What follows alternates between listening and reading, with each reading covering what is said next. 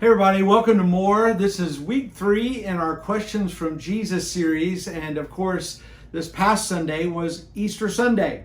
And what a great day that was across all of our locations online. We're so thankful for all those who came and joined us for our services, and we really pray that God spoke into your life and made an impact on you with a message. Of course, our question Sunday was, why are you crying? And we were looking at Mary Magdalene and the encounter she had according to John's gospel. It was an incredible moment for her, and what an incredible thing that Jesus spoke to her, called her by name, and that's of course when she recognized him, and he sent her to go and tell everyone else that he was risen from the dead. You know, as we look at her story, what we find is that there were actually 2 individuals that were named specifically during those first moments of his resurrection. Mary, that we looked at on Sunday, and the other one we find in Mark's gospel. And I just thought we'd take a minute because I want to read his story, or find that name, and maybe spend a few minutes with you today, just kind of unpacking that and giving you some questions to follow up, whether you're doing this as a devotional or you're doing this in a small group. Let me read the passage to you. It's Mark's account of the resurrection. And as we talked about Sunday, each gospel writer gives a little bit different detail and different nuances to it. So here's what Mark said about that first Easter morning. Mark 16, beginning in verse 1. When the Sabbath was over, Mary Magdalene, Mary the mother of James, and Salome bought spices so they could go and anoint him. Very early in the morning, on the first day of the week, they went to the tomb at sunrise. They were saying to one another, "Who will roll away the stone from the entrance to the tomb for us?" Looking up, they noticed that the stone, which was very large, had been rolled away. When they entered the tomb, they saw a young man dressed in a white robe sitting on the right side. They were alarmed. "Don't be alarmed," he told them. "You're looking for Jesus of Nazareth, who was crucified. He has risen. He is not here. See the place where they put him." Now listen to verse 7.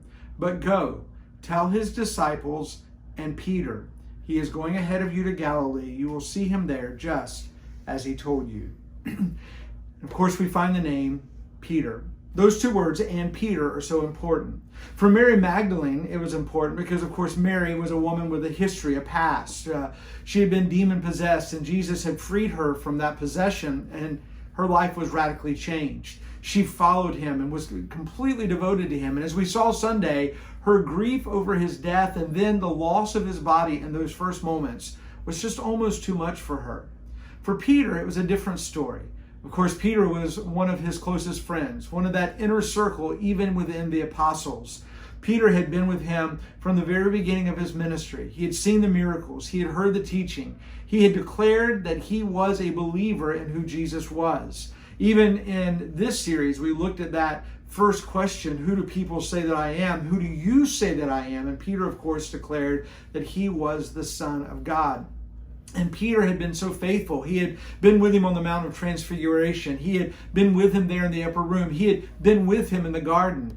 And throughout all of that journey, he, above all people, probably had one of those closest relationships with Jesus. And yet, of course, on the night of his arrest, it was Peter who Jesus told would deny him. Peter did deny him. Not once, not twice, but he denied him several times there in the courtyard at the high priest Caiaphas' house. He had to be devastated. How could someone who had been so faithful, who had been so connected to Jesus, be so unfaithful? For Peter, it must have been devastating that not only did he deny him, but then he would have watched his crucifixion. He would have been aware of his burial. And then for those days after his death, can you imagine the anguish Peter must have been in? See, for Mary, it was about someone she had been so deeply devoted to that was gone, that she could not imagine what would happen now that he wasn't there. For Peter, it was, how would he ever fix the situation? And I think we can relate to Peter. And I think the fact that Mark records these words from the angel, that they were to go and tell the disciples and Peter, should not be lost on us. Because what Jesus does in those moments with that message is gives Peter an opportunity to come back, to be renewed in his faith. That's so important. And I really do think we can identify with that, right? Maybe you've been a follower of Jesus for a long part of your life, but there have been moments where you weren't faithful? Were you strayed away? We call it backslidden. We call it whatever words we want to attach, but we were more faithful. We were more devoted. We were more passionate about our walk with Jesus, and then we weren't. That betrayal may not weigh as heavy as it did on Peter for us, but nonetheless, it should. It should be something that we feel deeply and we want to resolve quickly. For Peter, he didn't think there would ever be an opportunity, because even at this moment, even though he had predicted he would be crucified, but also risen from the dead, that remained to be seen. And so as Jesus is laid in a tomb, Peter must have been overcome. As day 2 dawned, Peter must have just thought that everything he had done for the last 3.5 years must have been just a complete waste. Must have been something that he completely blew by the decision he made to deny Jesus. And then here he is waking up on day 3, and nothing seems to be changed. And yet these ladies would come back to where they were and announce to them that an angel had told them that Jesus had risen from the dead. His body wasn't there. Can you imagine? I don't know which one of the ladies must have said it, but somebody must have emphasized in those moments to him. This angel told us to come and tell you guys. And then they saw Peter probably sitting in the corner, probably with his head down, eyes red with tears and the grief that he was feeling. And they said, hey, and Peter, the angel specifically said to make sure you heard this, that he's not here, he's risen, and he is ready to see you again. I love the idea that God is a God of second chances. That when we've blown it, when we've walked away, when we've been unfaithful, when we were not as passionate as we should have been, God stirs in us again the love, the grace, the mercy that He's extended to us, and reminds us that we can come back, that we can come home.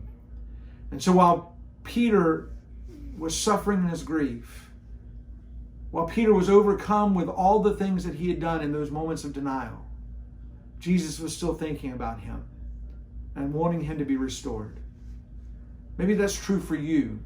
Maybe that's where you are right now. Maybe it's a season in your life where your faith isn't where it needs to be, where you're not as passionate as you should be about your walk with Jesus. And maybe it's not and Peter today. Maybe it's and insert your name that Jesus is speaking to right now and saying to you, come back, come home. I'm ready to receive you. I think it's an incredible thought, and what an important message that's attached to Easter and the resurrection celebrations that we have. To be reminded that His resurrection paid the price, set us free, and gives us hope. And sometimes even restores our hope when we walked away. Take some time to look at the questions, spend some time discussing that, maybe praying together in this season, and get ready for next week. We have another week, one more week in our Questions from Jesus series, and we'll conclude that together and look at another question and another opportunity for some more. And I can't wait to spend that time with you. I really do pray that your Easter services and your Easter was a blessed time with family and friends, but more importantly, a great time of worship, restoration, and the joy of hope. God bless you guys. I'll see you next week.